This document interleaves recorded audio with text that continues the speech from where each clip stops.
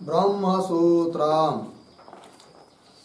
ब्रह्मसूत्र ग्रंथ में page number 554 और 554 पेज के ऊपर से 2 नंबर की पंक्ति है। सूत्र आ रहा है 8 नंबर का। तो सूत्र का उच्चारण कर लेते हैं। अंगित्वानुपपत्तेश्च ठीक। तो बात यह चल रही है ब्रह्मसूत्र का द्वितीय अध्याय का द्वितीय पाद और इस द्वितीय पाद का प्रथम अधिकरण चल रहा है और इस अधिकरण का नाम है रचना अनुपपत्त्यधिकरणम।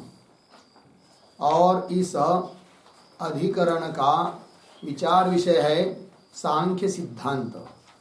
अर्थात सांख्याचार्य लोग जो बोलते हैं कि जगत के प्रति कारण अचेतन ऐसा प्रधान है और वह प्रधान स्वतंत्र है, तो उनका सिद्धांत प्रामाणिक है या अप्रामाणिक है, इस बात का निर्णय करने के लिए इस अधिकरण की प्रवृत्ति हुई है।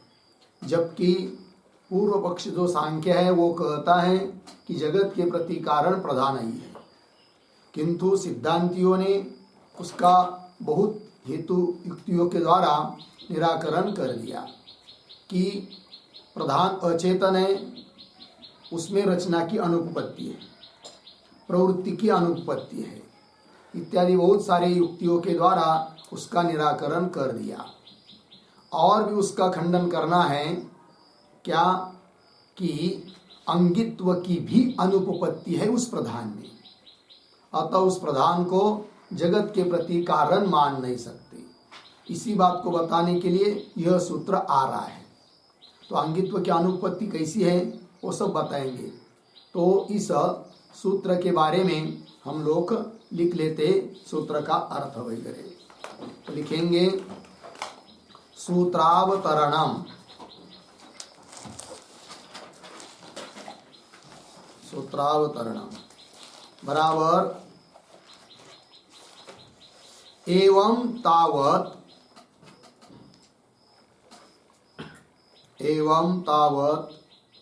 न स्वाभाविकी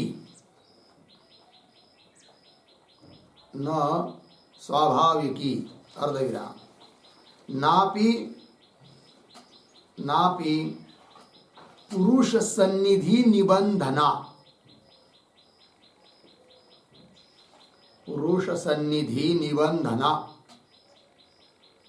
प्रधान प्रवृत्ति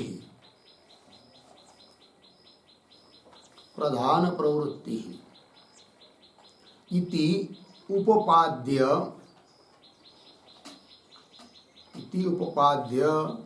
इदानीं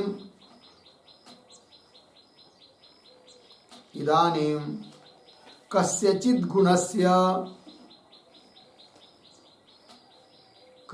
गुणस्य प्राधान्यम अर्धविराम कस्यचित् उपसर्जनत्वम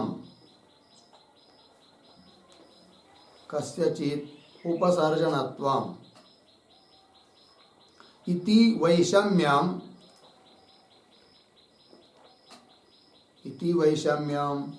स्वतः परतो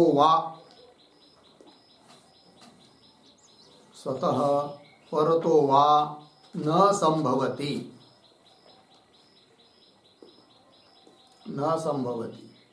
कौंस में लिखिए तेन प्रधानम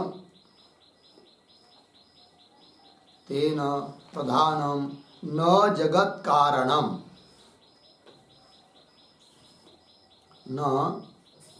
कारणम इति भाव पूर्ण विराम कौंस बंद। आगे इति आह अंगित्वा इत्यादि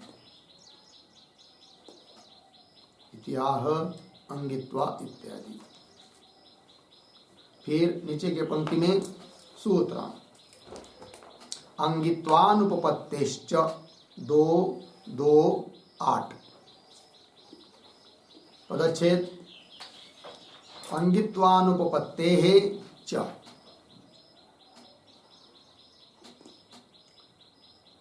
फिर नीचे की पंक्ति में पदार्थोक्ति, तो प्रतीक है च, च बराबर अपि अर्धविराम, पुनः प्रतीक अंगित्वानुपपत्तेः, अंगित्वानुपपत्तेः बराबर परस्पर अनपेक्षाणाम, परस्परानपेक्षाणाम, परस्पर अनपेक्षाणाम गुणानाम, गुणानाम साम्यावस्था प्रच्युति अभावेन, साम्यावस्था प्रच्युति अभावेन अंगांगित्वानुपपत्तेः, अंगांगित्वानुपपत्तेः, अंगांगित्वानुपपत्तेः प्रधानस्य, प्रधानस्य महदादिरूपेण, महदादिरूपेण प्रवृत्तिः भवितुं न अर्हति, प्रवृत्तिः भवितुं न अर्हति, पूर्ण विराम। आगे अतः, अतः गुणानां, गुणानां साम्यावस्थातः,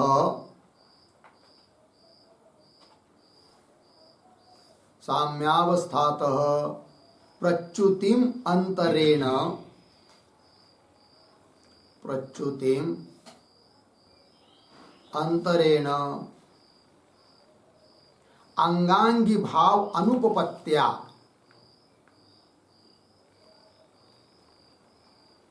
अंगांगी भाव अनुपपत्त्या कार्यानुदय प्रसंगः भवति, कार्य अनुदय, कार्यानुदय प्रसंगः भवति, प्रसंगः भवति, पूर्णविराम।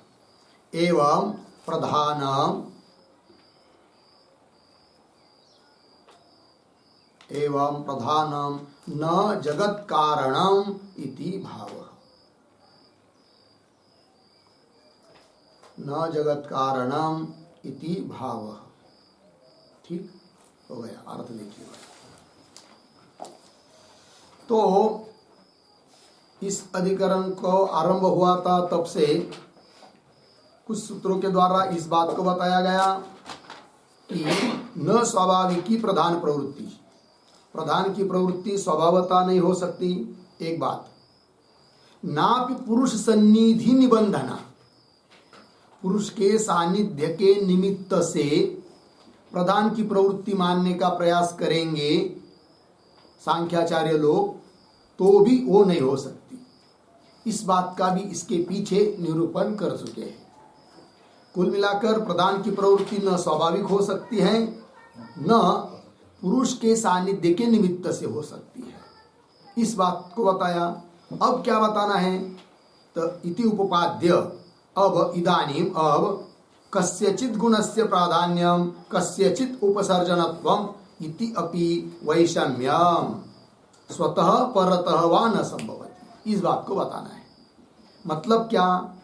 तो सांख्याचार्य के यहाँ जगत के प्रति कारण है प्रधान, और ये जगत उत्पन्न होने के पहले जब महाप्रलय अवस्था रहती है तो उस समय तीनों गुणों की साम्यावस्था रहती है, अर्थात उनके यहाँ सत्व रजतम इन तीन गुणों की साम्यावस्था का नाम ही प्रलय है।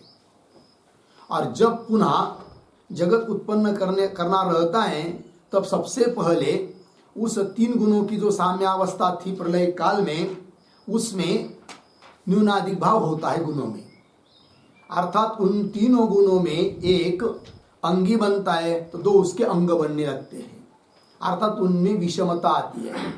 और जब उनमें विषमता आती है तभी वह प्रधान, वह प्रकृति जगत को उत्पन्न कर सकती है। किंतु मूल प्रश्न यह है कि वो जो प्रलय काल में तीन गुणों की साम्यावस्था मानी है सांख्याचार्यों ने, और जब जगत उत्पन्न करना रहता है तो विषमता आती है, लेकिन उस विषमता आना अर्थात उनमें, उन गुणों में अंगांगी भाव बनना, एक अंगी दूसरे दो अंग, इस प्रकार का भाव आ जाना, किंतु उस प्रकार का अंगांगी भाव बन ही नहीं पाएगा। क्यों?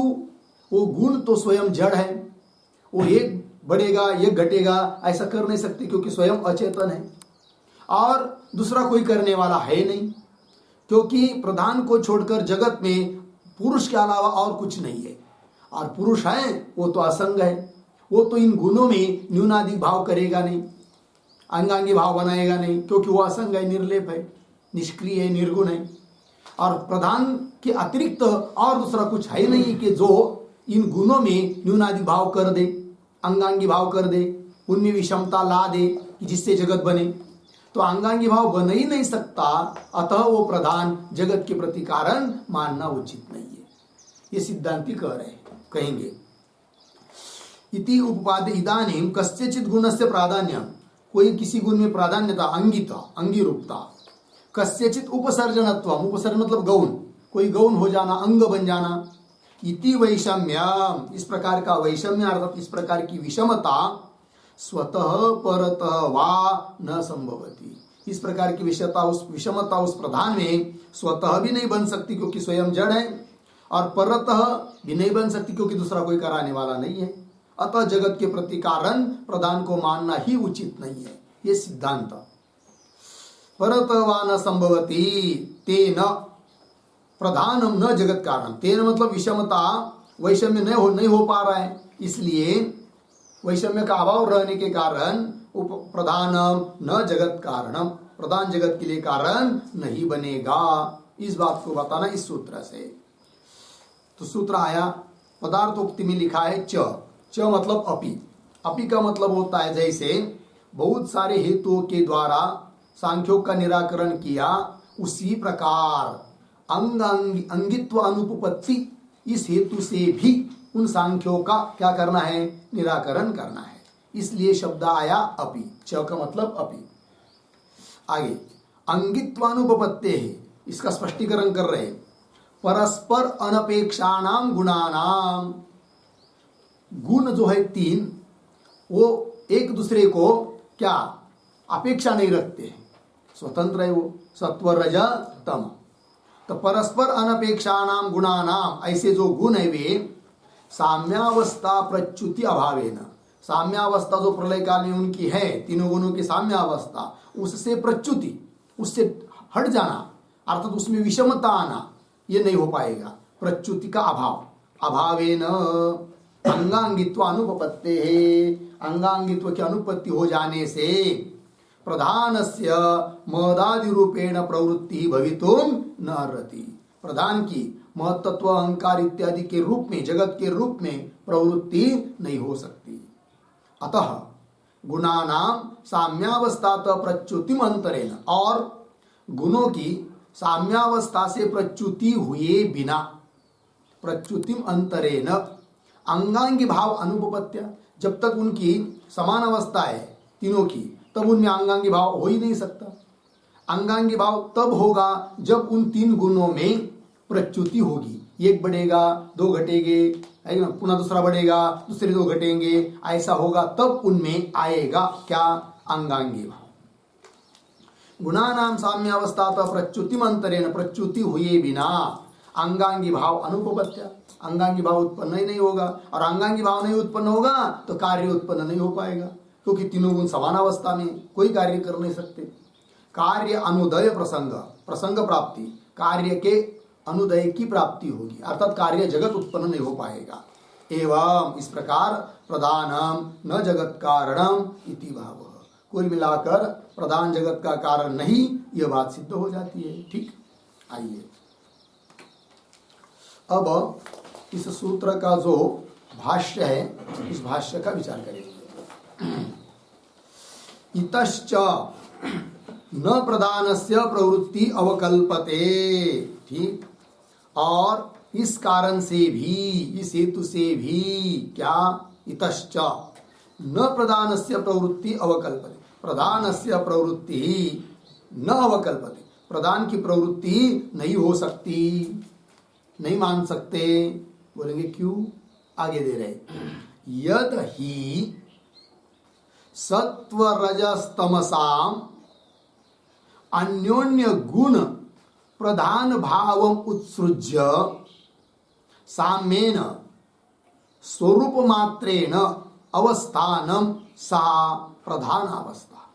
तो प्रधान अवस्था क्या है, उस बात को पहले समझा रहे हैं कि यदि, क्योंकि सत्व रज तमसाम, सत्वगुण, रजोगुण और तमोगुण, तमसाम, इनकी अन्योन्य परस्पर गुण प्रदान भावम उत्सृज्य, गुण प्रदान भाव मतलब अंगांगी भाव, एक मुख्य दो गौण, इस प्रकार के भाव का त्याग करके प्रलय काल में क्या हुई उनकी साम्यावस्था। हाँ, तो उत्सृज्य साम्येन, समान रूप से, मतलब स्वरूप मात्रेण अवस्थान, अपने अपने स्वरूप में वो रहते हैं प्रलय काल में, कुछ कार्य करते नहीं है, तीनों समान के रूप में रहते हैं, यही उनकी साम्यावस्था है।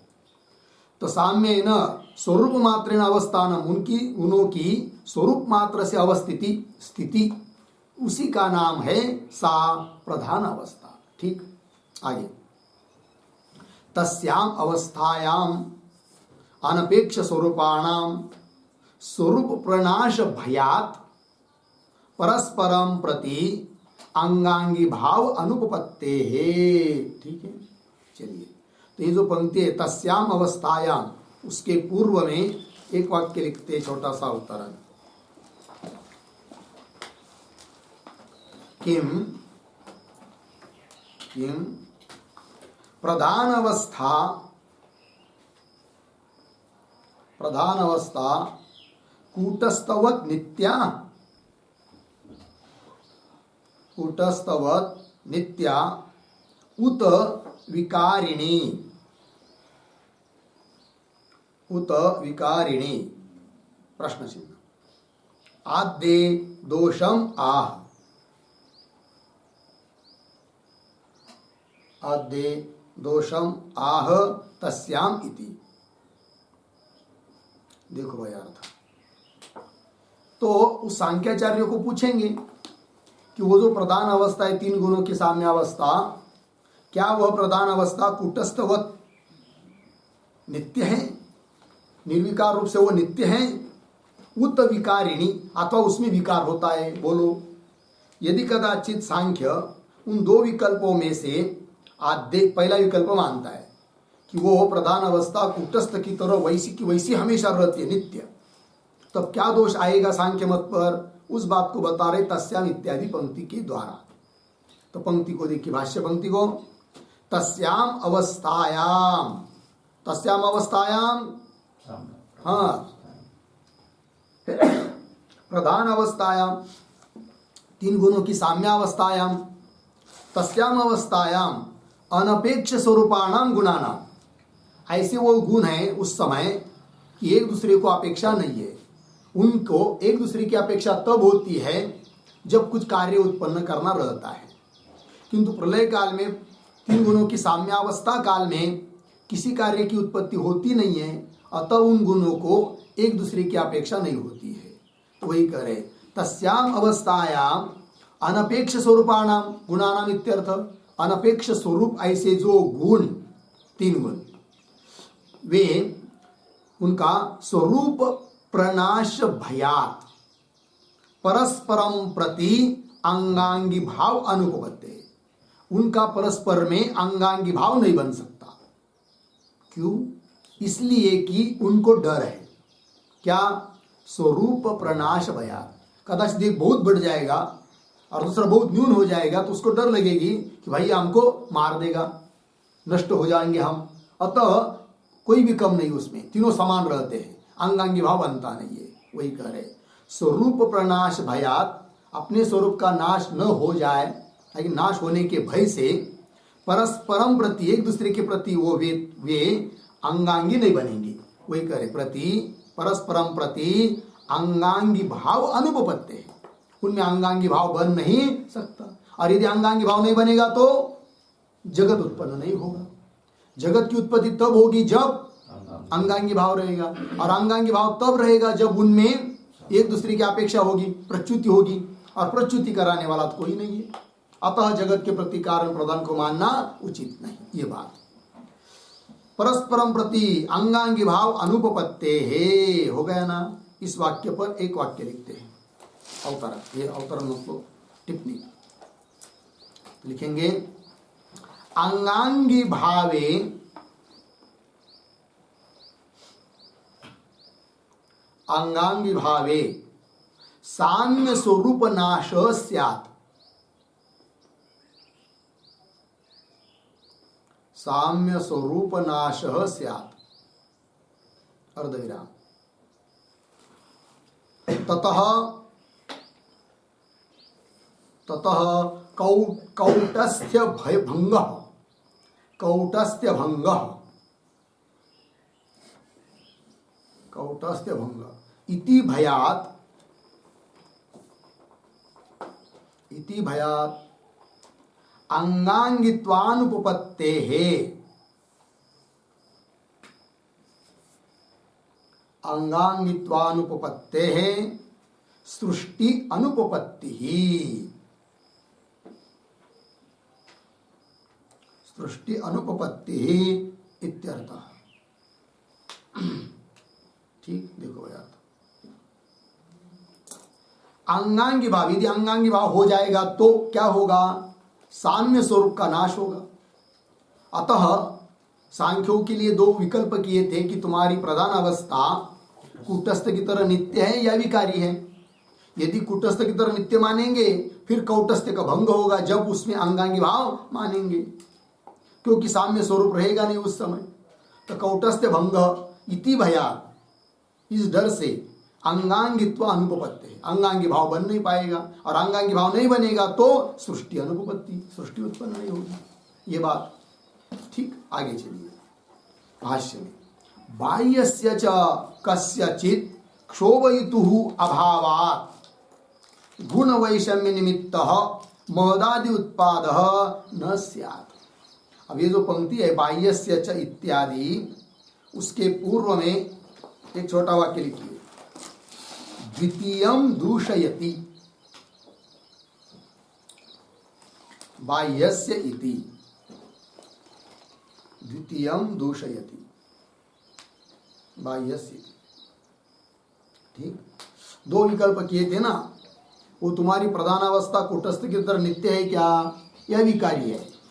तो पहला विकल्प के बारे में चर्चा हो चुकी। अब कदाचित सांख्य बोलेगा कि हम उस प्रधान अवस्था को भी है कि नहीं क्या मानते, कूटस्थ की तरह नित्य न मानकर विकारी मानते हैं। तब उसको बोल रहे सिद्धांति, यदि वो विकारी है, विकृत हो जाती है, न्यूनाधिक भाव उसमें हो जाता है, लेकिन कराने वाला तो कोई चाहिए, कैसा होगा बताओ। तो वही कह रहे बाह्यस्य च कस्यचित् क्षोभयितु अभावात्, बाह्य दूसरा कोई उस गुणों में क्षोभित, गुणों को क्षोभित करने के लिए, क्षुब्ध कराने के लिए, विकृत कराने के लिए, उनमें न्यूनाधिक भाव कराने के लिए, उनका अंगांगी भाव बनाने के लिए कोई बाहर का है नहीं। बाहर का मतलब प्रधान को छोड़कर दूसरा कुछ है नहीं, है तो कौन? एक पुरुष, और वो कर नहीं सकता क्योंकि वो कैसा है? असंग, निर्लेप है। और दो ही चीज है, एक तो मुख्य पुरुष है और दूसरा मुख्य है प्रधान, और प्रधान को अतिरिक्त जगत में दूसरा कुछ मानते ही नहीं वो लोग। अतः कौन क्षोभ करेगा उन गुणों का? कोई नहीं कर सकता। वही कह रहे बाह्यस्य च कस्यचित् क्षोभयितु अभावात्, क्षोभित करने वाले का अभाव होने से गुण वैषम्य निमित्तः, गुणों की विषमता के निमित्त से ही होता है महदादि कार्य।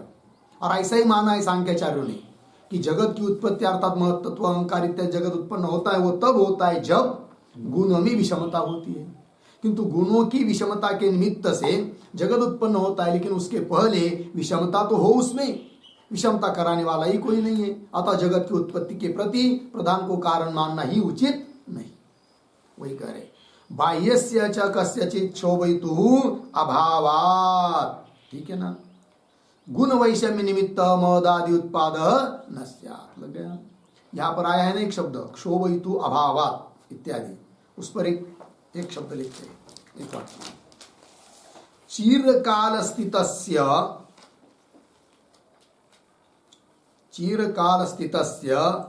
साम्यस्य च्युतौ कौंस में लिखिए नाशे, कौंस बंद,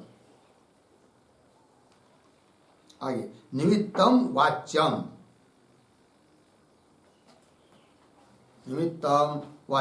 अर्धविराम तन्नास्ति इत्यर्थः, तन्नास्ति इत्यर्थः, अर्थ देखो भाई। चीरकाल स्थित से साम्य से, दीर्घ कितने कालों से स्थित है कौन, साम्यावस्था। तो चीरकाल स्थित से साम्य से च्युत, उनका च्युति करने में, उनका साम्यावस्था का भंग करने में, नाश करने में कोई निमित्त कहना चाहिए, वो तो है ही नहीं। ये सिद्धांतियों का अभिप्राय पूर्व पक्षी के प्रति, ठीक है। ये बात हो गई। तो ये 8 नंबर का सूत्र का भाष्य पूरा हुआ। इसके बाद आगे इसी अधिकरण का सूत्र आता है, क्रमशः उसका 9 नंबर है, तो उस सूत्र का उच्चारण कर लेते हैं। अन्यथानुमितौ च न्यशक्ति वियोगात्,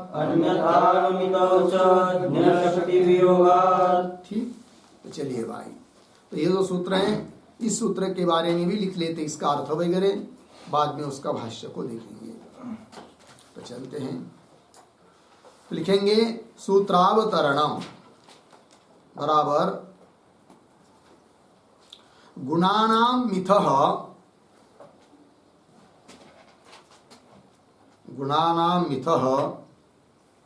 अनपेक्ष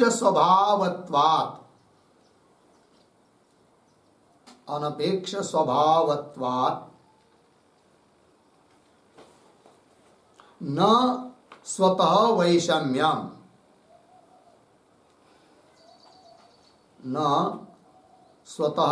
वैषम्यम इति उक्तम, ठीक। कौंस में लिखिए वैषम्यम विना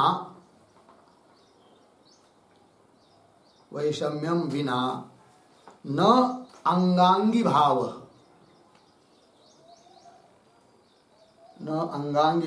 अर्धविराम तेन विना न कार्याकारेण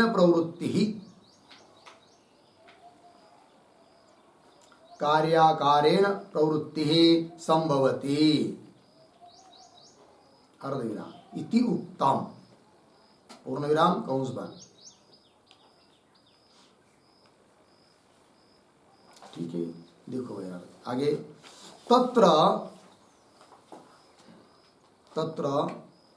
आगे उदाहरण में अनपेक्ष स्वभावत्वात्,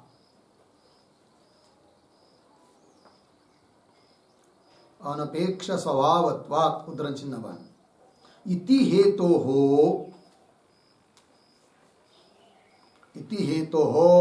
असिद्धिम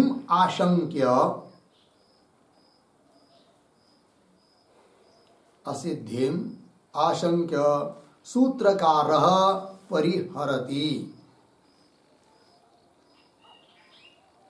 सूत्रकारः परिहरति अन्यथा इति, पूर्ण विराम। फिर नीचे के पंक्ति में सूत्र है अन्यथानुमितौ च ज्ञशक्ति वियोगात्, 2:2:9।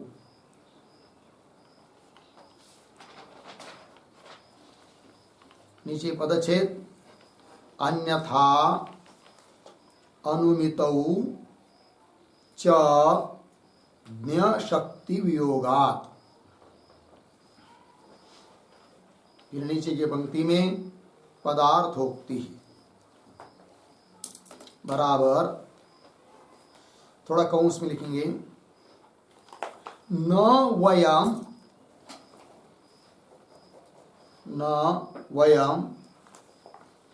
अनपेक्ष स्वभावान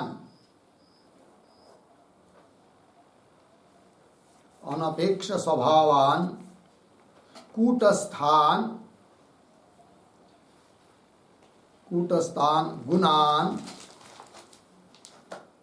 गुणान अनुमीमीमहे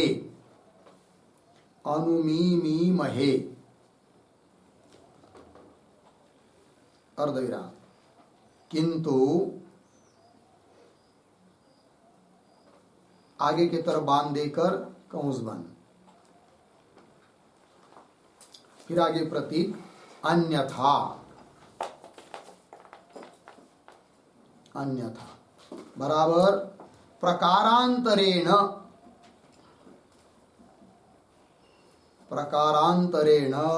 गुणान अन्योन्य सापेक्षान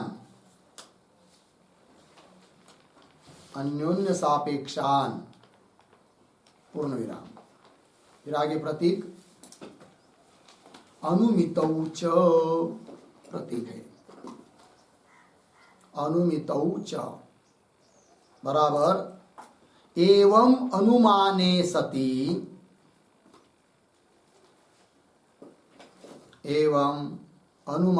सति अर्धविराम साम्यावस्थायाम अपि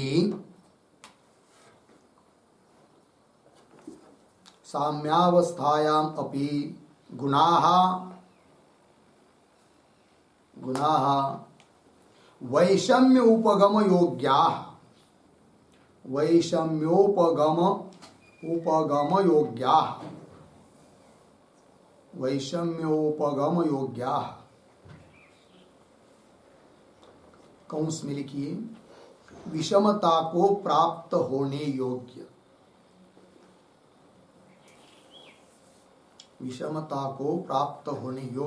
कौंस बंद, आगे संति एव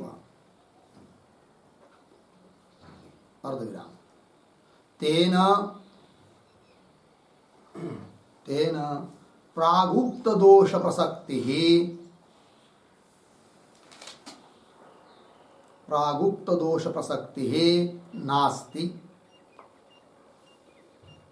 नास्ति पूर्ण विराम। ठीक, कौंस में लिखिए एवं पूर्व पक्षे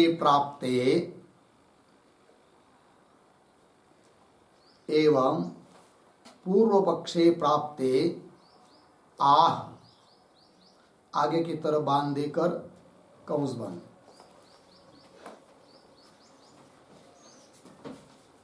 फिर आगे प्रतीक ज्ञ शक्ति वियोगात,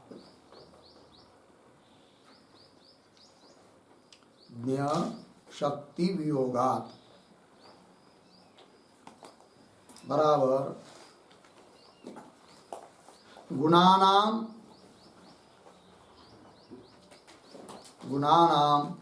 ज्ञान शक्ति रहितत्वात्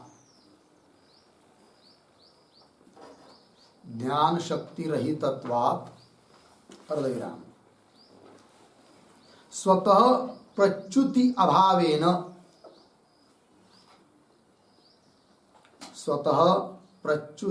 अभावेन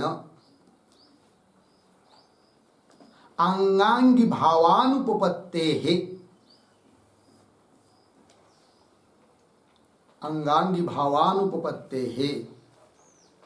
कार्यानुदय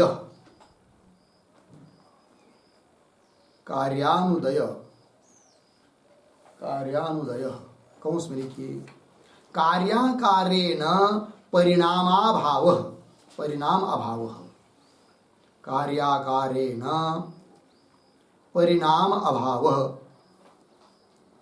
कौंस बंद, आगे तदवस्थः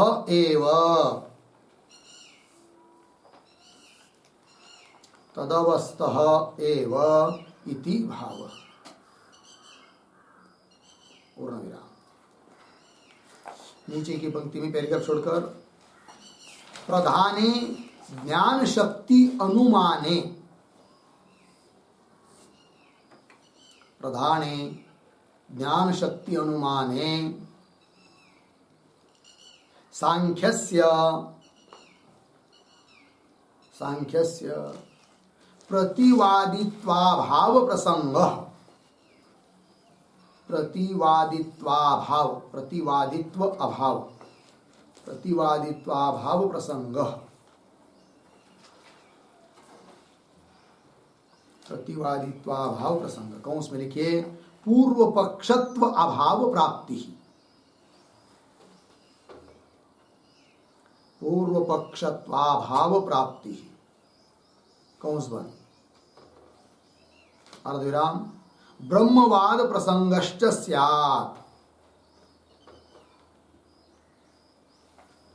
ब्रह्मवाद प्रसंगश्च स्यात् इति भाव, इति भाव। ठीक, देखो भाई याद था। तो सूत्रावतरण में लिखा है कि गुणानाम मित अनपेक्ष स्वभावत्वात्, गुण तीन गुण सत्व रजतम, उनमें परस्पर अनपेक्ष स्वभाव है, एक दूसरे को अपेक्षा नहीं है, इसलिए न स्वतः वैषम्यम इति उक्तम। ऊपर के सूत्र में बता दिया था कि स्वतः उनमें विषमता हो नहीं सकती, क्योंकि वे कैसे गुण परस्पर में अनपेक्ष स्वभाव वाले हैं, है कि नहीं। न स्वतः वैषम्यम इति उक्तम। अच्छा, और विषमता नहीं आती है तो अंगांगी भाव नहीं बनता है, और अंगांगी भाव बने बिना कार्याकार कार्य के रूप में उसकी प्रवृत्ति नहीं हो सकती है। ये सब बात बताई ऊपर। ठीक, तो वैषम्य नहीं हो सकता ये बात बताई। तत्र उसमें अब अनपेक्ष स्वभावत्वात्, ऊपर जो बताया था ऊपर के सूत्र में कौन हेतु के द्वारा वैषम्य का अभाव बताया था कि विषमता गुणों में नहीं हो सकती। क्यों? हेतु दिया था क्या? अनपेक्ष स्वभावत्वात्। तीन गुणों की जब साम्यावस्था रहती है उसके बाद उसमें विषमता होनी चाहिए, किंतु सिद्धांति ने कहा था कि उनमें विषमता नहीं हो सकती। क्यों नहीं हो सकती? इसके लिए हेतु दिया था कौन? अनपेक्ष स्वभावत्वात्। गुणों को परस्पर के लिए क्या नहीं है? अपेक्षा नहीं है, अनपेक्ष स्वभाव है। किंतु अब जिस हेतु के द्वारा सिद्धांतियों ने विषमता न विषमता नहीं होगी बताया, वो हेतु है अनपेक्ष स्वभाव, वो असिद्ध है। इस बात को दिखाने का प्रयास करेगा कौन? पूर्व पक्ष। अर्थात वो कहेगा सांख्य, अरे वेदांती, परस्पर गुणों को अनपेक्षा है, अपेक्षा नहीं है, ये कैसा बोल रहे हो तुम?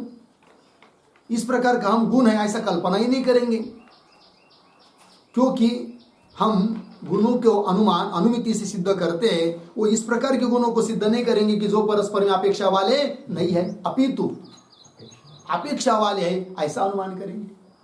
और यदि गुण परस्पर में अपेक्षा वाले हो जाए तो उनमें विषमता तो आ ही जाएगी, और यदि विषमता आएगी तो जगत के लिए कारण बन जाएगा वो प्रधान। ऐसा कहना चाहेगा कौन? पूर्व पक्षी। वही करे तत्र अनपेक्ष स्वभावत्वात् इति हेतु हो, इस हेतु की असिद्धिम आशंक्य, असिद्ध है, असिद्ध है तुम्हारा हेतु, ऐसी शंका करता है पूर्व पक्षी। फिर उसका पुनः सिद्धांति निराकरण करते हैं। आशंक्य सूत्रकार परिहरति।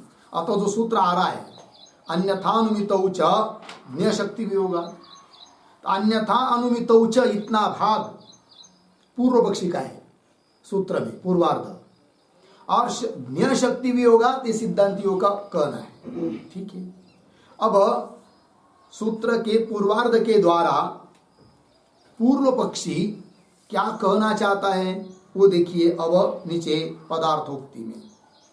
तो कौंस में लिखा था कि न वयम अनपेक्ष स्वभावान कूटस्थान गुणान अनुमीमहे। सांख्याचार्य लोग बोल रहे वयम, हम लोग सांख्य लोग गुणों का अनुमान करते, लेकिन वे गुण अनपेक्ष स्वभाव वाले, एक दूसरे की अपेक्षा न करने वाले, कुटस्थ स्वरूप है, नित्य जैसे कि वैसे रहते हैं, इस प्रकार के गुण है, ऐसा अनुमान हम नहीं कर रहे हैं। यदि इस प्रकार के गुणों को हम सिद्ध करते तब हे सिद्धांति तुम्हारा कहना ठीक था कि गुणों को परस्पर में अपेक्षा न होने के कारण उनमें विषमता नहीं आएगी। विषमता नहीं आएगी तो अंगांगी भाव नहीं बनेगा, तब जगत नहीं बनेगा। ये तो तुम्हारा कहना तब ठीक था, किंतु हम वो गुण अनपेक्ष स्वभाव वाले हैं, कुटस्थ स्वरूप वाले हैं, ऐसा हम अनुमान करते नहीं, उनको सिद्ध करते नहीं, ऐसे गुणों को बताते नहीं हम। फिर किस प्रकार बताते हो तुम? सांख्य लोग बताओ गुणों को कैसा बताते हो? तब वो बोल रहा है अन्यथा। अन्यथा मतलब तुम जिस प्रकार समझ रहे हो ना उसके विपरीत, अर्थात अनपेक्ष स्वभाव वाले नहीं, अपितु सापेक्ष स्वभाव वाले गुण है, ऐसा हम उनको गुणों को बताएंगे। वही कह रहे अन्यथा। अन्यथा का अर्थ कर रहे हैं प्रकारांतरे गुणान अन्योन्य सापेक्षान। प्रकारांतर मतलब कैसे? अन्योन्य सापेक्षान गुणान, जिनको एक दूसरे की अपेक्षा है, ऐसे गुणों की हम अनुमिति करेंगे। ऐसा कह रहा है सांख्याचार्य। तब आगे वही कह रहे अनुमित उच्च एवं अनुमाने सति, इस प्रकार के गुणों का हम अनुमान करेंगे तब क्या होगा? साम्यावस्थायाम अपि गुणाः वैषम्य उपगम योग्या। तो साम्यावस्था में जो तीन गुण है, तो साम्यावस्था में है तो भी उनमें योग्य क्या? वैषम्य उपगम योग्या, मतलब विषमता को प्राप्त होने की योग्यता उसमें है। जब कभी मौका मिलता है तब वो विषम बन जाते हैं, तब जगत बनने के लिए कोई दिक्कत नहीं है। ऐसा कहना चाह रहा है कौन? पूर्व पक्षी। साम्यावस्थायाम अपि गुणाः वैषम्य उपगम, उपगम मतलब प्राप्ति, विषमता को प्राप्त होने योग्य है वो गुण। तेन, ऐसा मानने से प्रागुक्त दोष प्रसक्ति नास्ति, जो ऊपर के सूत्र में दोष दिया है सिद्धांतियों ने सांख्य मत के ऊपर, वो दोष नहीं होगा। क्या दोष दिया था? कि परस्पर में अपेक्षा वाले न होने से विषमता नहीं होगी, विषमता नहीं होगी तो अंगांगी भाव नहीं बनेगा, तो जगत के लिए कारण नहीं बनेगा, ये सब दोष नहीं आएगा। ये बोल रहा है सांख्याचार्य। तेन प्रागुक्त दोष प्रसक्ति नास्ति, हो गया। एवं पूर्व पक्षे प्राप्ते आह, इस प्रकार पूर्व पक्ष जब पुनः प्राप्त होता है उसके लिए उत्तर दे रहे पुनः सिद्धांति क्या? ज्ञ शक्ति वियोगात, मतलब गुणानाम, ज्ञ का मतलब ज्ञान, तो गुणानाम ज्ञान शक्ति रहितत्वात्, गुणों में ज्ञान शक्ति नहीं है, जड़ है वो। समझ लीजिए पूर्व पक्षी के कहने के अनुसार मान भी लेंगे क्या? कि गुणों के साम्यावस्था में भी है क्या? वैषम्य उपगम योग्यता, विषमता को प्राप्त होने की योग्यता उसमें है। साम्यावस्था में भी है तो अभी साम्यावस्था में, किंतु उसमें दड़ के बैठा हुआ है विषम होने की योग्यता। जब कभी मौका मिलेगा तो विषम बन जाएंगे, ऐसा मान भी लेते सांख्य के कहने के अनुसार, तो भी उनमें विषमता नहीं आ सकती। क्यों? उन गुणों में ज्ञान शक्ति नहीं है। कोई भी व्यक्ति हो कार्य करने के लिए प्रवृत्त तब होता है जब वो क्या करता है, उस कार्य को जानता है। कुलाल घट को बनाता है, ऐसे ही थोड़ी बनाता है, वो सब जानता है क्या इस मिट्टी से इस प्रकार के घट बनाने हैं, उस प्रकार ज्ञान चाहिए। और वो जो गुण है वो तो ज्ञान शक्ति से रहित है। वही करे ज्ञान शक्ति रहितत्वात्, ज्ञान शक्ति उसमें न होने के कारण स्वतः प्रच्युति अभावेन, स्वतः अपने मन से उनकी प्रवृत्ति हो नहीं सकती क्योंकि ज्ञान नहीं है। और दूसरा कोई प्रवृत्ति प्रच्युति कराने वाला है नहीं, स्वयं बन नहीं सकते, वो दोष पुनः आ गया। ठीक, स्वतः प्रच्युति अभावेन अंगांगी भाव अनुपपत्ति है, अतः उसमें अंगांगी भाव की क्या है? अनुपपत्ति है, अंगांगी भाव बनेगा ही नहीं। और अंगांगी भाव की अनुपपत्ति नहीं बनेगा तो कार्यानुदय, अर्थात कार्य परिणाम का भाव, कार्य के रूप में परिणाम उसका होगा ही नहीं। तो कार्यानुदय तद अवस्था, कार्य का अनुदय, कार्य की अउत्पत्ति, यह दोष उसी प्रकार का पुनः आ गया। तद अवस्था एवं इति भाव। ठीक, अब कदाचित इस दोष को हटाने के लिए सांख्याचार्य बोलेगा, अच्छा फिर हम क्या करते हैं, अब गुणों का परस्पर सापेक्ष गुण है ये तो अनुमान करेंगे ही, किंतु उस गुणों में ज्ञान शक्ति भी है ऐसा अनुमान करेंगे। ऐसा यदि बोलना चाहता है कौन? पूर्व पक्षी सांख्याचार्य। तब तो बड़ी गड़बड़ होगी भाई। सांख्य मत में क्या होगा, वो पूर्व पक्षी है, उसका पूर्व पक्षित्व ही समाप्त हो जाएगा, वो वेदांत में आकर पड़ेगा। अर्थात वेदांत जैसा मानते वैसे ही वो मान रहा है, अतः वो पूर्व पक्षी तो उसका चला जाएगा।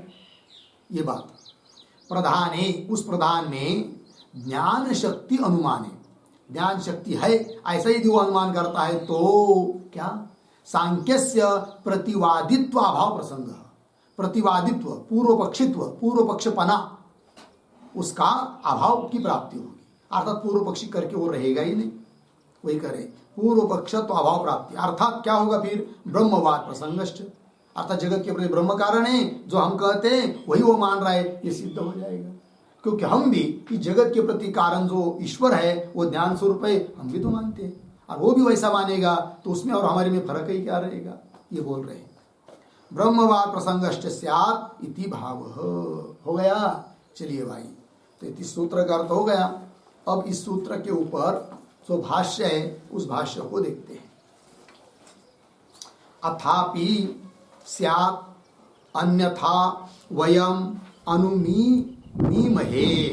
ठीक, तो ये जो अथापि इत्यादि पंक्ति है उसके ऊपर लिखिए पूर्व पक्ष।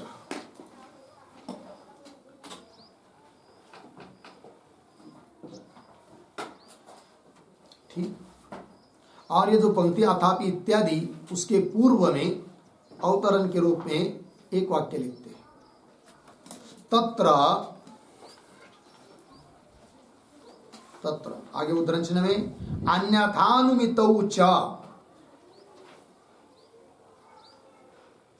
अन्यथानुमितौ च उद्धरण चिन्ह वन इति सूत्र भागम, इति सूत्र भागम पूर्व पक्षत्वेन, पूर्व पक्षत्वेन व्याकरोति, व्याकरोति अथापि इति, अथापि इति। ठीक है, देखिए भाई अर्थ, अन्यथानुमितौ च, ये जो सूत्र भाग है वो पूर्व पक्षी का है, उसको पूर्व पक्षत्वेन उसका व्याख्यान कर रहे हैं अब अथापि इत्यादि पंक्ति से। तो इस वाक्य में जो सबसे पहला शब्द आया अथापि, उसका क्या अर्थ है, अथापि बराबर निरपेक्षेषु गुणेषु, निरपेक्षेषु निरपेक्षेषु गुणेषु, गुणेषु गुण प्रदान भाव अनुपपत्तौ अपि, गुण प्रदान भाव अनुपपत्तौ अपि इति यावत्,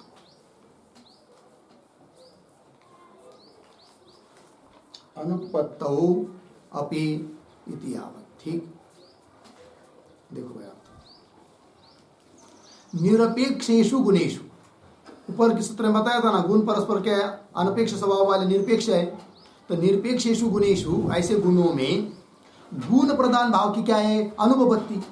तो अब पूर्व पक्षी बोल रहा है अब अथापि, मतलब निरपेक्ष गुणों में गुण प्रदान भाव की अनुपपत्ति होने पर भी स्यात्, अथापि स्यात्, ऐसा होने पर भी हम क्या करेंगे फिर, अन्यथा, अन्य रूप से, अन्य प्रकार से गुणों को मानेंगे, एक दूसरे की अपेक्षा रहित है ऐसा नहीं कर मानेंगे उनको, अपितु सापेक्ष है ऐसा मानेंगे। अन्यथा वयम अनुमीमहे, अन्य प्रकार से उसका हम अनुमान करते हैं। यथा न अयम अनंतर दोष प्रसज्जेत, यथा जिससे कि अयम अनंतर दोष न प्रसज्जेत, कि यह जो अभी अभी दोष दिया है वह दोष जिससे कि प्राप्त नहीं होगा, ऐसा हम उनका अनुमान करेंगे, ऐसे गुणों को हम मानेंगे, है कि नहीं। यथा अयम अनंतर, अनंतर मतलब क्या, अनंतर का अर्थ होता है निकटवर्ती कहा हुआ, अभी अभी ऊपर के सूत्र में बताया हुआ जो दोष है वो प्राप्त नहीं होगा। ठीक है, चलिए अथा न अयम अनंतर दोष अयम अनंतर दोष न प्रसज्येत, अनंतर निकटवर्ती बताया हुआ दोष प्राप्त नहीं होगा।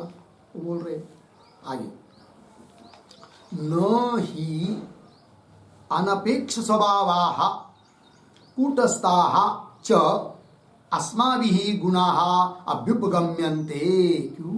प्रमाणाभावात्। ठीक है, तो ये जो पंक्ति चालू हुई ना, न ही इत्यादि, उसके पूर्व में एक वाक्य लिखते हैं, छोटा अवतरण, प्रकारांतरेण कल्पनाम, प्रकारांतरेण कल्पनाम एव प्रकटयति, कल्पनाम एव प्रकटयति नहि इति। देखो भाई अर्थ, प्रकारांतरेण कल्पनाम एव, अभी क्या कहा पीछे के वाक्य में कि हम अन्यथा अनुमीम है, अन्य रूप से उनका क्या करेंगे? अनुमान करेंगे, अन्य रूप से कल्पना करेंगे। तो अन्य प्रकार से क्या, कैसी कल्पना है तुम्हारी गुणों के बारे में, उसको ही अब बता रहे हैं पूर्व पक्षी। ठीक है ना, तो कल्पनाम एव प्रकटयति, पंक्ति को देखिए भाष्य में, न ही से लेकर अभ्युपगम्यन्ते, यहां तक है ना, उसके आगे प्रमाणाभाव, तो थोड़ा अन्वय कर लेते हैं। बीच में आया है अस्माभिः, वहां से पकड़ेंगे, अस्माभिः गुणाः, पीछे आइए, अनपेक्ष स्वभावाः कूटस्थाः, फिर पीछे शुरू में न ही, आगे अभ्युपगम्यन्ते प्रमाणाभावात्। देखो भाई, तो सांख्याचार्य बोल रहे हैं कि अस्माभिः, हम लोगों के द्वारा, गुणाः, गुणों को क्या, अनपेक्ष स्वभाव कूटस्थाः, गुण अनपेक्ष स्वभाव वाले हैं, कूटस्थ स्वरूप है, इस प्रकार न अभ्युपगम्यन्ते, अस्माभिः न अभ्युपगम्यन्ते, ऐसा हम लोगों के द्वारा स्वीकार नहीं किया जा रहा है। कैसा कि गुण अनपेक्ष है, कूटस्थ स्वरूप है, उनमें विकार नहीं होता है, इस प्रकार के गुणों की कल्पना हम करते नहीं, क्योंकि ऐसी कल्पना करने में कोई प्रमाण नहीं है, प्रमाणाभाव। फिर बोलेंगे कैसी कल्पना करोगे आप? तो वे गुण विकारी है और अपेक्षा वाले, सापेक्ष स्वभाव वाले, ऐसी कल्पना करेंगे। अच्छा, ऐसी कल्पना करोगे तो निरपेक्ष स्वभाव वाले कूटस्थ स्वरूप गुण है, इस प्रकार की कल्पना करने में जैसे तुम बोल रहे क्या कि प्रमाण नहीं है, तो हम पूछेंगे कि गुण सापेक्ष है, विकारी है, इस बात का विचार करने के लिए भी, निर्णय करने के लिए भी तुम्हारे पास क्या प्रमाण है, बताओ फिर। तब वो बोल रहे कार्यवशेन तू। ठीक है, तो ये जो पंक्ति चालू हो रही कार्यवशेन, उसके पहले एक वाक्य लिखते हैं अवतरण, गुणानां मितः, गुणानां मितः सापेक्षत्वे, सापेक्षत्वे विकारित्वे च, विकारित्वे च तुल्यं प्रमाणासत्वं, प्रमाण असत्वं इति आशंक्य आह, इति आशंक्य आह कार्यवशेन इति। ठीक, कार्यवशेन इति अर्थ देखिए भाई, गुणानां मिथ सापेक्षत्वे विकारित्वे च, गुण परस्पर में सापेक्षा वाले, अपेक्षा वाले है, विकारी है, इस बात को मानने के लिए भी तो प्रमाण काबा होगा। फिर प्रमाण असत्वम है कि होगा, तो कह रहे नहीं, तुल्यम प्रमाण असत्वम, ऐसा कोई शंका करता है तो उत्तर दे रहे नहीं नहीं, इसके लिए प्रमाण है। क्या प्रमाण है? बता रहे पूर्व पक्षी, कार्यवशेन तो गुणानाम स्वभाव अभ्युपगम्यते, बस हो गया। कार्यवशेन, कार्यवशेन मतलब कार्य के अनुसार, कार्य जैसा दिखाई दे रहा है ना, उसके अनुसार हम क्या करेंगे, उसके कारण जो गुण, उसकी कल्पना करेंगे। यहाँ प्रमाण मिल जाता है फिर कार्य कि ऐसा कार्य है, लाल कलर का यदि पट है हम कल्पना करेंगे कि जरूर उस पट के उपादान कारण तंतु भी क्या लाल कलर के थे। कार्य के अनुसार कारण की कल्पना करने में ये प्रमाण है कार्य के अनुसार, किंतु गुण निरपेक्ष है, कूटस्थ है, इस बात का निर्णय करने के लिए कोई प्रमाण नहीं है। अच्छा, गुणों को ध्यान दीजिए, तो गुणों को सापेक्ष और विकारी मानने में पूर्व पक्षी को क्या लाभ हो जाता है? जब पूर्व पक्षी सिद्ध करने का प्रयास कर रहे हैं कि गुण निरपेक्ष कूटस्थ स्वभाव नहीं है अपितु सापेक्ष है और विकारी है, इस प्रकार की सिद्धि कर रहे हैं पूर्व पक्षी गुणों के बारे में, यदि ऐसी सिद्धि करेंगे तो क्या लाभ है पूर्व पक्षी को? हाँ, हो जाएगी, तो उनमें विषमता आ जाएगी, क्योंकि परस्पर की अपेक्षा है और विकारी है, तो विषमता आ जाएगी, और विषमता आएगी तो अंगांगी भाव बनेगा, और अंगांगी भाव बनेगा तो जगत उत्पन्न करने के लिए वो समर्थ है, ऐसा सिद्ध हो जाएगा। अतः जगत के प्रति कारण प्रदान है, ये बात सिद्ध हो जाएगी। पूर्व पक्षी के मन में ये बात है सब। ठीक, चलिए भाई, तो कार्यवशेन तु गुणान, सिद्धांत क्या चाहते हैं कि जगत के प्रति प्रधान कारण नहीं है, अतः उनकी बात सिद्ध नहीं होने देना, ये बात। चलिए, कार्यवशेन तु गुणानाम स्वभाव अभ्युपगम्यते, लग गया। चलिए आगे, यथा यथा कार्योत्पाद उपपद्यते तथा तथा एषाम स्वभाव अभ्युपगम्यते। ठीक है ना, देखो भाई, तो उसी बात को वो कर रहे आगे कि कैसे कैसे तुम गुणों की कल्पना करोगे, तब वो बोल रहे क्या, यथा यथा कार्योत्पाद, उत्पाद मतलब उत्पत्ति, जैसे जैसा कार्य उत्पन्न हुआ दिखाई देगा, उपपद्यते, यथा यथा कार्योत्पाद उपपद्यते, जिस जिस प्रकार से कार्य की उत्पत्ति उपपन्न होती है, तथा तथा उसी उसी प्रकार से एषाम स्वभाव अभ्युपगम्यते, एषाम गुणानाम स्वभाव अभ्युपगम्यते, उस प्रकार के गुण का स्वभाव है, ऐसा हम स्वीकार कर लेते, यह हमारा सिद्धांत है। अतः गुण परस्पर सापेक्ष है और विकारी है, ये कहना चाह रहे हैं वो। अच्छा, तब पूछेंगे उस पूर्व पक्षी को, ठीक है बताओ फिर क्या है तुम्हारे गुणों का स्वभाव? तो बता रहे आगे के पंक्ति में, चलम गुणवृत्तम इति च अस्ति अभ्युपगमः। ठीक, अन्वय, गुणवृत्तम चलम इति च अभ्युपगमः अस्ति। ठीक है, देखो भाई अर्थ, तो क्या स्वभाव है गुणों का? तो गुण वृत्तम चल, वृत्तम शब्द का अर्थ है स्वभाव, वृत्तम, गुण वृत्त मतलब गुण का स्वभाव, कैसा है? चल, चलना, अर्थात विकार को प्राप्त होना, ऐसा है स्वभाव किनका? गुणों का। गुणवृत्तम चल इति च अभ्युपगम अस्ति, अभ्युपगम स्वीकार, ऐसा हम लोगों का स्वीकार है, अर्थात ऐसा हम लोगों का सिद्धांत है, क्या कि गुण चल है, ये बात। अच्छा ठीक है, चल मान लिया गुणों को, तो आगे क्या? आगे चलिए, तस्मात् साम्यावस्थायामपि वैषम्य उपगम योग्याः एव गुणाः अवतिष्ठन्ते इति। ठीक है, ये जो पंक्ति है ना तस्मात् इत्यादि, उसके पूर्व में एक छोटा वाक्य लिखिए, उक्त उपगम फलम आह, उक्त उपगम फलम आह तस्मात् इति।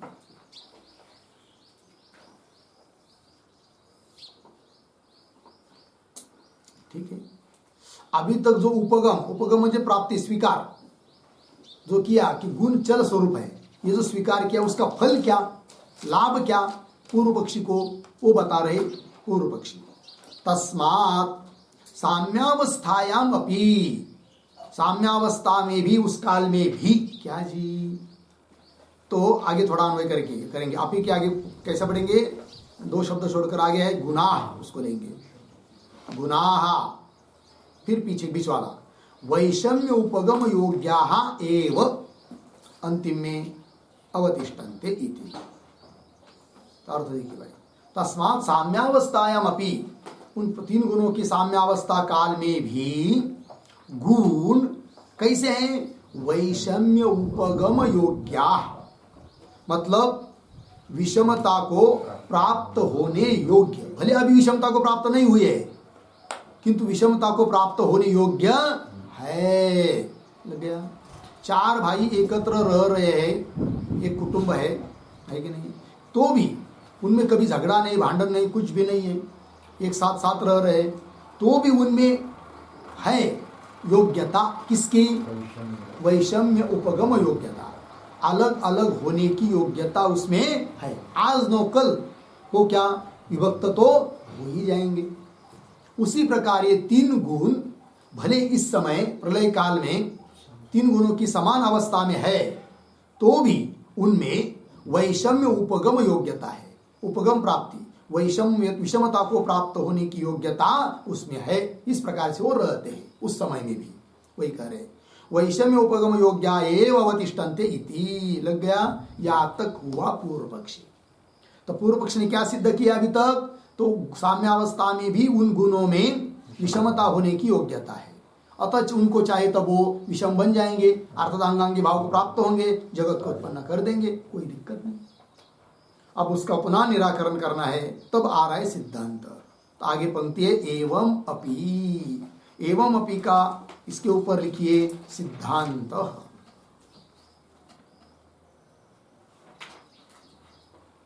ठीक। अब एवं के पहले एक वाक्य भी लिखते हैं उदाहरण के रूप में। पूर्व पक्षम अनुद्य पूर्व पक्षम अनुद्य उदाहरण चिन्ह में ज्ञान शक्ति वियोगात, ज्ञान शक्ति वियोगात उदाहरण चिन्ह बन इत्यादि व्याकुर्वन्, इत्यादि व्याकुर्वन् परिहरति, परिहरति एवं इति। एवं इति। ठीक है जी। देखो भाई, देखो भाई, पूर्व पक्षम अनुद्य, पूर्व पक्षी का अनुवाद करके अब ज्ञान शक्ति वियोगात इत्यादि जो सूत्रस्थ पद है सिद्धांतियों का, उसकी व्याख्या करते हुए उस पूर्व पक्षी का परिहार कर रहे हैं सिद्धांती एवं इत्यादि पंक्ति से।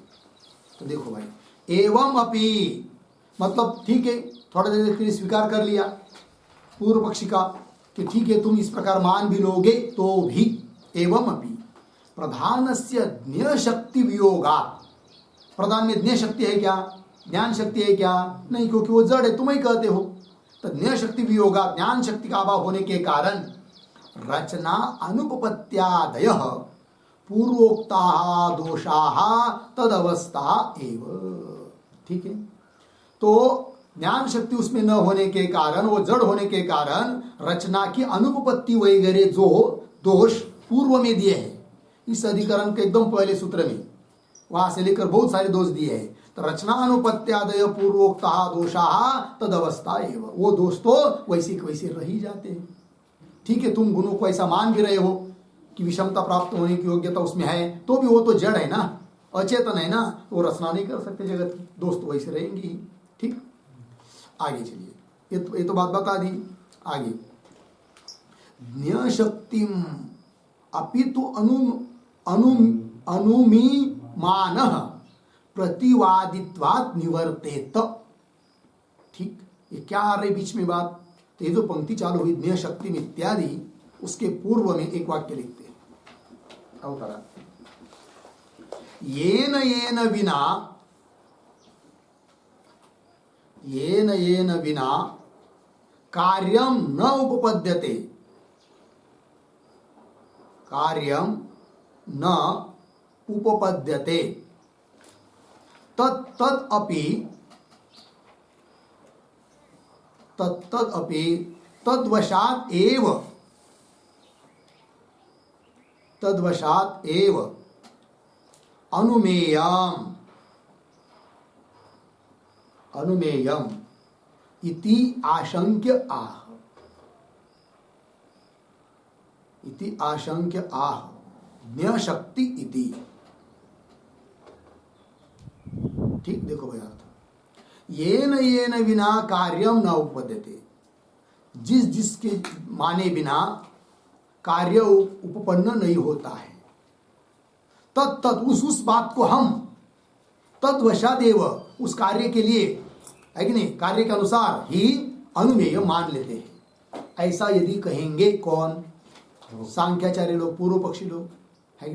जैसे अभी ऊपर उन्होंने निरपेक्ष स्वभाव गुणों को न मानकर कैसा माना? सापेक्ष स्वभाव, क्योंकि उसके बिना कार्य उत्पत्ति नहीं हो सकती। उस प्रकार वो कहेंगे सांख्य लोग कि ये सिद्धांत तुम कह रहे हो कि प्रधान में ज्ञान शक्ति नहीं है, अतः वो उत्पन्न नहीं करेगा जगत को।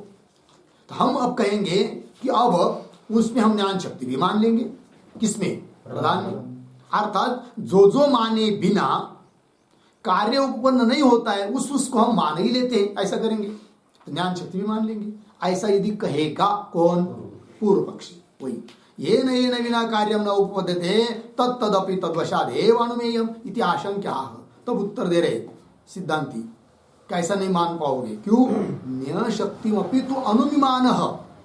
ज्ञान शक्ति मतलब ज्ञान शक्ति का भी यदि प्रधान में अनुमान करोगे तो होगा क्या? प्रतिवादित्वात् निवर्तेत। हे सांख्य, तुम प्रतिवादित्व से हट जाओगे, अर्थात पूर्व पक्षीपना तुम्हारे में नहीं रहेगा। अर्थात तुम हमारे वेदांत में आ पड़ोगे, हमारा तुम्हारा मत एक हो जाएगा, हमारे सिद्धांत के अनुसार तुम्हारा सिद्धांत बन जाएगा, है कि नहीं? तुम पूर्व पक्षी करके प्रधान कारणवादी नहीं रह पाओगे, ये कह रहे। प्रतिवादित्वात्, प्रतिवादित्व से निवर्तेत, निवृत्त हो जाओगे। क्यों? कैसे? आगे बता रहे। चेतनम एकम अनेक प्रपंचस्य जगत उपादानम इति ब्रह्मवाद प्रसंगात्। इस प्रकार का ब्रह्मवाद में तुम आ जाओगे। कैसे? देखो अपना थोड़ा अन्वय शुरू के शब्दों में। चेतनम एकम है ना, कैसा? एकम, पीछे चेतनम, आगे अनेक प्रपंच, आगे सरल है। एक ही चेतन अनेक प्रकार का इस प्रपंच और रूप जगत का उपादान कारण है। इति, इस प्रकार का जो ब्रह्मवाद, उस ब्रह्मवाद प्रसंगात, अर्थात ब्रह्मवाद ही तुमको प्राप्त हो जाएगा, ये कह दिया। तो ब्रह्मवाद प्रसंगात, इसके ऊपर एक छोटा वाक्य। कार्यार्थम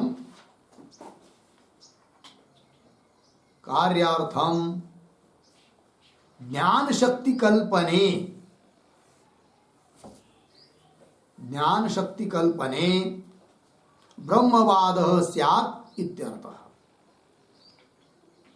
ब्रह्मवादः स्यात् इत्यर्थः। ठीक, कार्य के लिए ज्ञान शक्ति की कल्पना हम करेंगे, ऐसा यदि वो बोलते हैं तो ब्रह्मवादः स्यात्, ब्रह्मवाद की प्राप्ति होगी।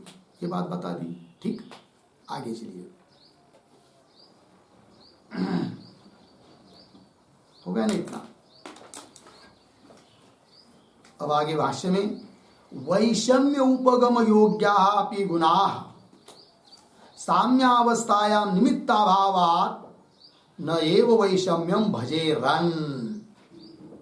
भजमानाः वा निमित्ताभाव अविशेषात् सर्वदा एव वैषम्यं भजेरन् इति प्रसज्जते एव अयम् अनन्तरः अपि दोषः।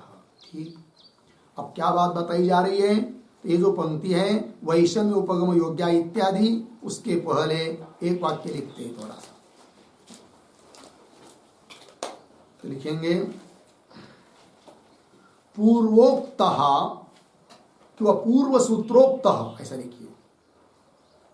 पूर्व सूत्रोक्तः अंगित्व अनुपपत्ति दोषः, अंगित्वानुपपत्ति दोषः, अर्धविराम, तस्य अभावः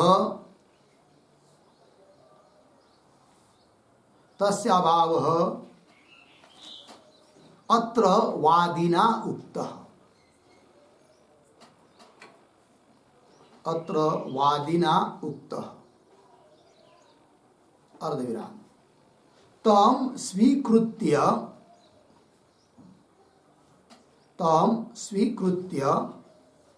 व्यवहित दोषापत्तिम उक्त्वा, व्यवहित दोषापत्तिम उक्त्वा इदानीम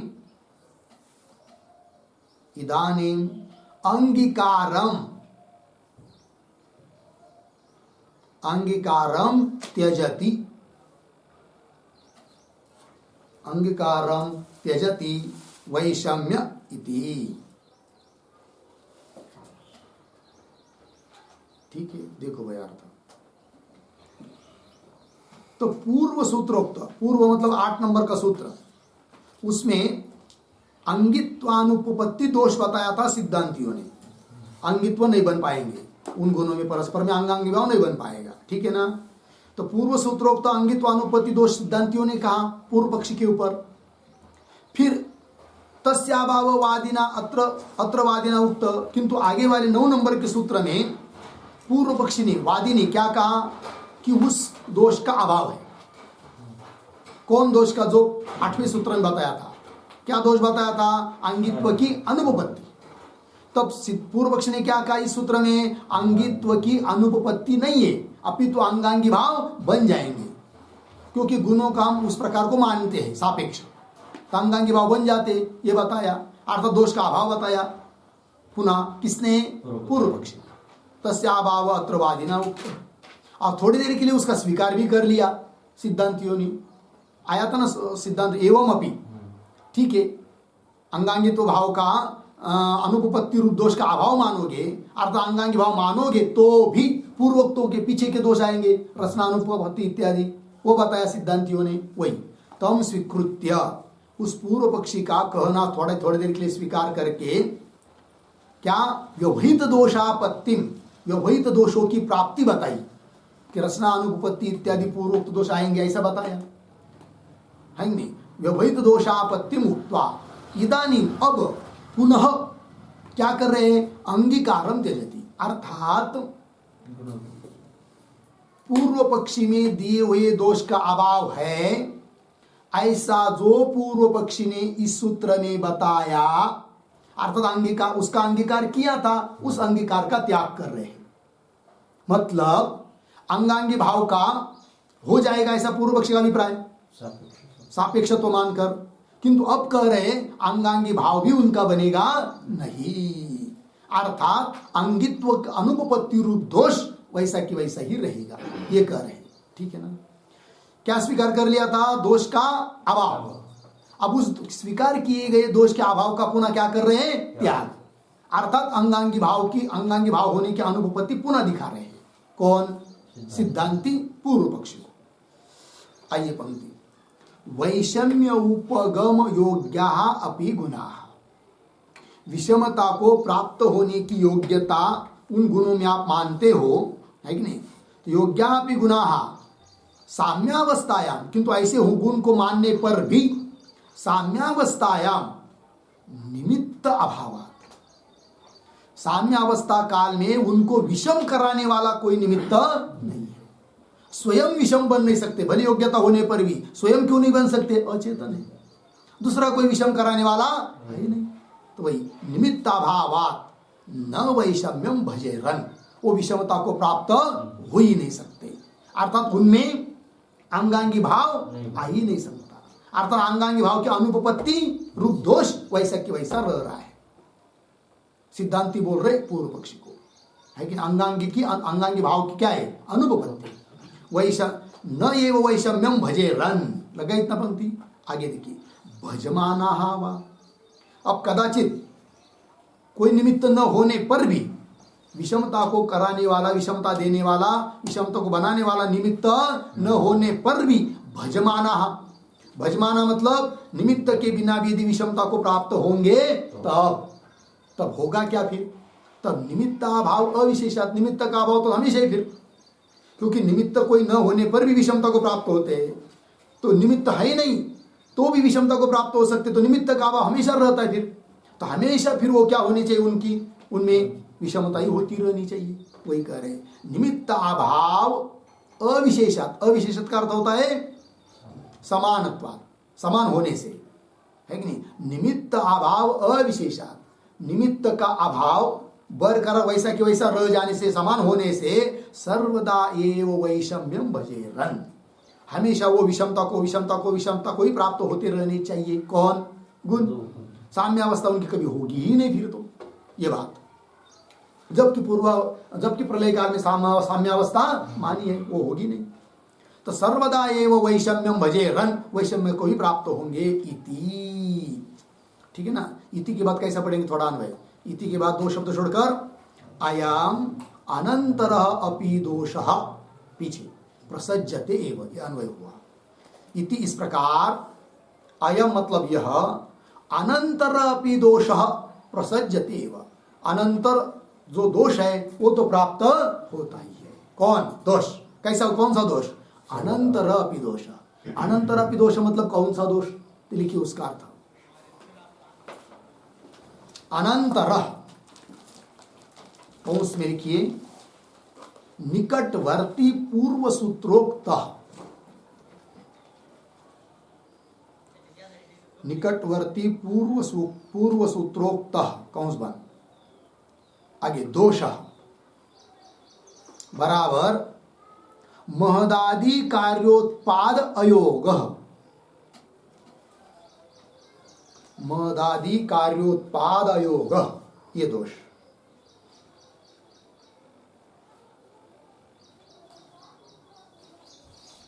ठीक, चलो भाई। मतलब जो 8 नंबर में सूत्र में जो दोष दिखाया था सिद्धांतियों ने, उस दोष को निवृत्त करने का प्रयास किया। किसने? पूर्व पक्षी ने, 9वें सूत्र में, अन्यथा इत्यादि से। किंतु सिद्धांती बोल रहे वो दोष वैसे वैसे ही रह जाता है। वही कह रहे अनंतर मतलब निकटवर्ती पूर्व सूत्र में कहा हुआ दोष कौन सा? मदादि कार्य की उत्पत्ति का अभाव। क्योंकि विषमता की क्या है? अंगित्व की क्या है? अनुपत्ति। अंगांगी भाव नहीं बन पाएगा, है कि नहीं? और अंगांगी भाव ही नहीं बन पाएगा तो मद आदि कार्य की उत्पत्ति का अयोग, अभाव, ये दोष वैसे के वैसे रह जाता है। अतः कुल मिलाकर सांख्यों का कहना ठीक नहीं है, जगत के प्रति प्रदान को कारण नहीं मानना चाहिए। हो गया जी। तो इसके साथ 9 नंबर के सूत्र का भाष्य पूरा हुआ। अब एक सूत्र बचा इस अधिकरण का, उसका विचार हम लोग कर सकते हैं। ओम पूर्णमिदं पूर्णात् पूर्णमुदच्यते पूर्णस्य पूर्णमादाय पूर्णमेवावशिष्यते। ओम शांति।